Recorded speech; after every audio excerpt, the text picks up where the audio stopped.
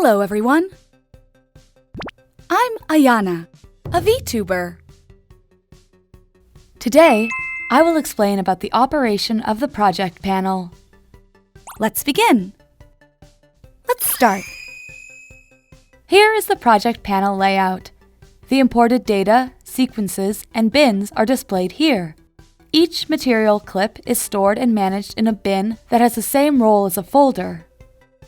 You can create a new bin by clicking the folder mark at the bottom right of the project panel. You can change the name of the bin here.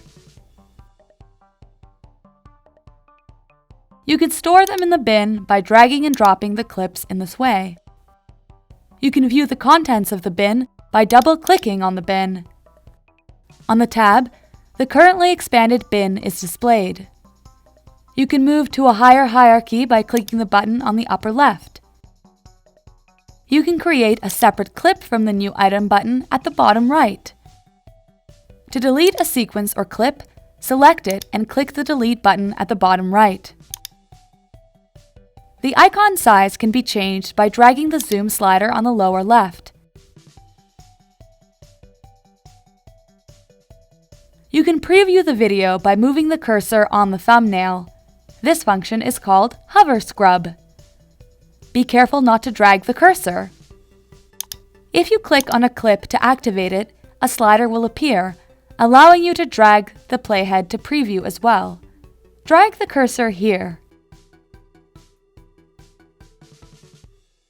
Next, I will explain another way to display the project panel. Click the List Display button at the bottom left to change to List View. Please be assured that the display method has just changed. Similarly, you can create a new bin from the New Bin button in the lower right. You can move clips by dragging and dropping as before.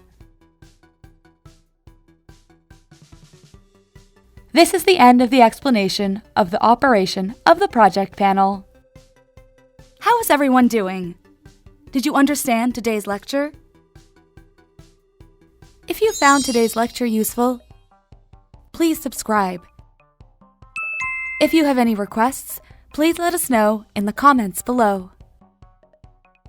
See you again for the next lecture. See you soon. Bye-bye.